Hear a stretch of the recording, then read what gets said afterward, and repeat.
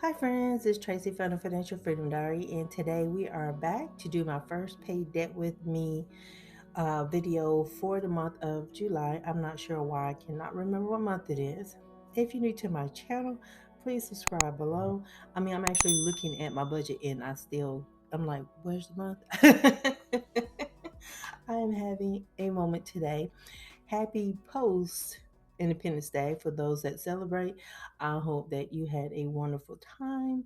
I have been surrounded by fireworks popper enthusiasts for the past couple of weeks, and they've been popping firecrackers. I hope they're all out. I hope they're all out and we can get back to normal because it's like, oh my God, I have not been able to sleep. And somebody was like really close to my patio out there, and I think it was some kids though.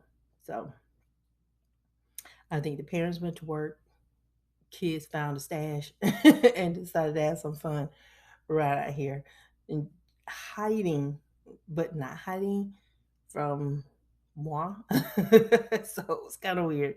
But anywho, so we can see the last payment that posted is $100 on June 30th, and I now owe $21,000 with no outstanding interest. So let's go into the loan details.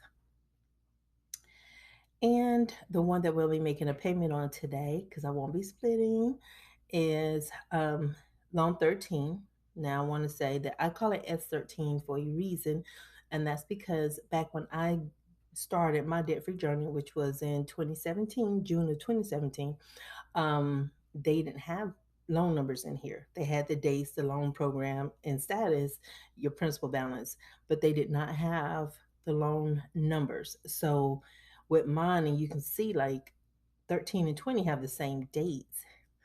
It would be confusing to me to come in here and I would see all of those because I had 20 of them. It was overwhelming to look at. And so what I did was organize mine from smallest balance to largest balance, and then I gave them all letters. And so that's where A through T came from. And then later, the numbers were put on there. And so I just took two systems and I just married them up. So that way I could still remember because I was more familiar with my lettering versus their numbers. So that's how that all came into being. And let's click into the details of this one. I am going to make a payment on this loan. So for those who want to see all the things, um, the original balance was 7584. Principal balance today is 6700. I think when I started my debt payment journey, this one was 8000. And so that was the capitalized interest because I was under IDR, which is income driven repayment. I was under one of those plans. My payments were not big enough to cover the interest for any particular month. So every time I recertified, they would capitalize the interest, which made the principal balance go up. So, yeah, that is a whole thing. And I think that really needs to be explained better, like at these schools and stuff. But I think sometimes I don't know. I don't know about the schools you guys went to. I just remember the people when I went, they were really young, so you can't expect them to know any more than you when it comes to this part. So at least that's my opinion. So I am making that one time payment. And notice I'm on a target specific loans. I think I made one payment before where I did pay all loans.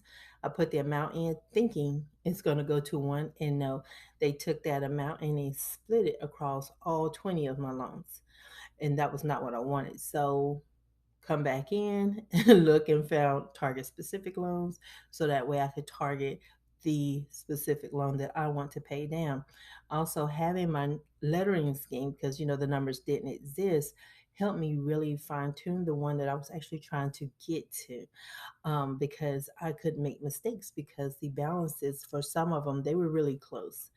And so I used to be making those little interest payments. You guys know that side hustling, because I talked about it a long time ago, but I used to merchandise, meaning I would go to stores, set up displays, or get certain inventory on certain items, or do store resets. And anytime I got paid out that money, and especially like Easy Shift, they used to pay out every 2 to 3 days. So I would take that money, log in here, make a payment. Take that money, log in, make a payment on the interest or something on one of these loans. Now, somebody may be saying, well, why would you make an interest payment? Why don't you just focus that on the principal? With federal student loans, you cannot focus that payment on the principal. You have to satisfy the interest first. There's a hierarchy to how they do your payment and how they process it. So they're going to process that to satisfy the interest first. So yeah, that's what I used to do. And then Fairlawn later came up with a rule, and I don't know if it's still in here, but there was a limit on the number of payments you could post per month. And so yeah, I was not the happiest person when I saw that, because it was like, why are you putting a limit on the number of payments I can make? But anywho, the amount I want to pay to this loan is $1,215.96. And I'll clean up the change when I get paid from YouTube. Um, I'll do all that. Then, if it's not YouTube, it'll be from my bonus that I'm supposed to get this month. Well, I will be getting. I just don't know the exact date. I get confused with that. Um, So we see my payment total is 1215.96. So I think, wait a minute, yeah, because I owe 2,100, so that $1,200 is gonna move me out of the 20s and into the 10,000 range. So yay! I'm super super happy. So I'm gonna post this for July the 5th and select my checking account, because I'm so creative when it comes to naming my accounts. And I'm going to come back and join you guys when I get to the payment confirmation page. Okay, so we're on the confirmation page. My payment has now posted. It'll take about 2 to 3 days before it actually clears my bank account. A lot of times it clears my bank account one day before it actually updates my balance on here. So I am going to return to my account summary, because I like to check that payments and billing area just to make sure that my payment is out there. And I think this is what I like. Sometimes if you do post a payment out here and you need to cancel it, you can cancel that payment and nothing ever goes across your checking account. Um, I don't think I've ever had any issues with, FitLoan and how they've taken money out of my account or anything like that. But I'm not saying that, I've also never been behind with them. I've always tried to get a payment plan that will work for my income at that point in time.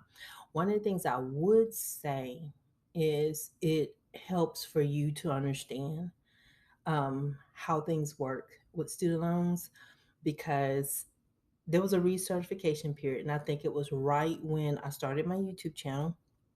And the only two debts I had were my car and my student loans.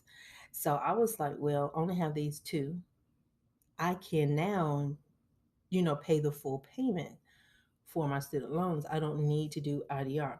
So I called Fed Loan and I just wanted to confirm and say, hey, what do I have to do to not make the IDR payment and just pay the full payment?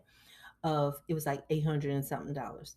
And a young lady told me to fill out another form. And I'm like, why would I fill out a form? I thought I didn't have to do anything and it would just revert. And she was like, no, you have to fill out this form. And so I did it. I don't know how many days had passed, but I get an email. So I go on my account and check it. And I get a bill for $5,000. And I'm like, no, because at that time, that was more than I took home. So I'm just like, what?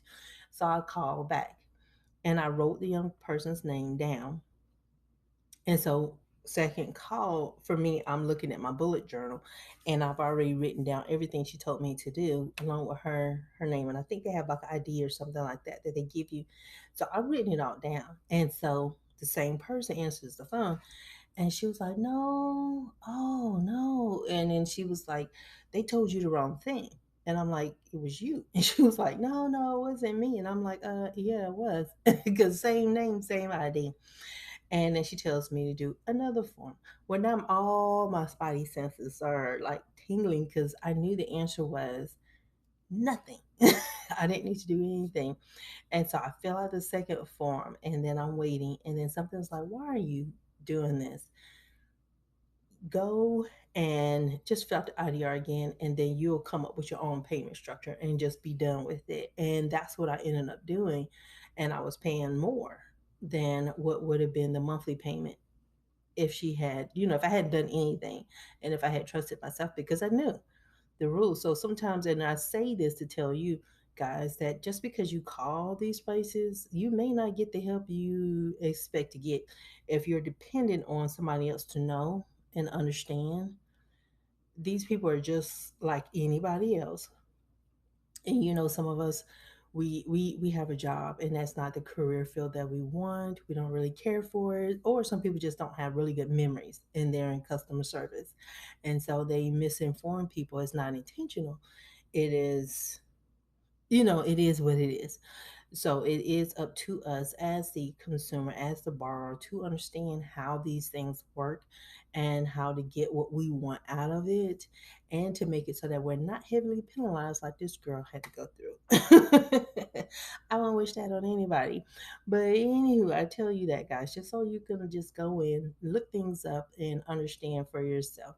Don't depend on me or anyone. Understand the rules and how it works, because that was one of the things that I always found weird. Was sometimes I would hear, well, your student loans just make a principal only payment. Is that for private or is that for federal? Like, what are you talking about? Because you have to qualify what that loan is, and because how it's handled may be different. So it's like, what are we talking about here? Because I knew what was happening to me when I was posting my payments in here, and luckily I didn't have any fees or penalties, because I think that may be the first bracket. Is there some fees if you got been if you have been assessed fees or penalties, you got to pay that first, then your interest. Then, after you satisfy all the interest, then you're paying to your principal. So it's designed, once you incur that interest, for you to pay that back first. So the money they made on what they loaned to you, they're getting paid first. So yeah, I don't see the benevolence in student loan debt. Sorry, that's just me, and I'm cynical.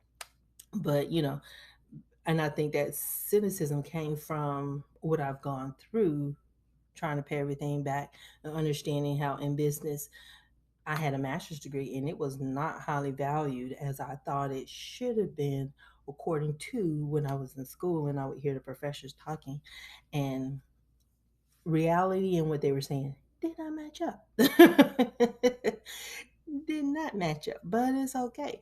I made it do what it do, and I found a way to make it work for me, and you can make it work for you and your income and wherever you are. So it can be done. But anywho, let me let y'all get off here because y'all know I am so long winded, and I will talk to you guys again. I think I will be sharing my July goals on Wednesday, and then my new little setup for my budget planner on Thursday. And y'all have a super fantastic day, and I will talk to y'all later. Bye.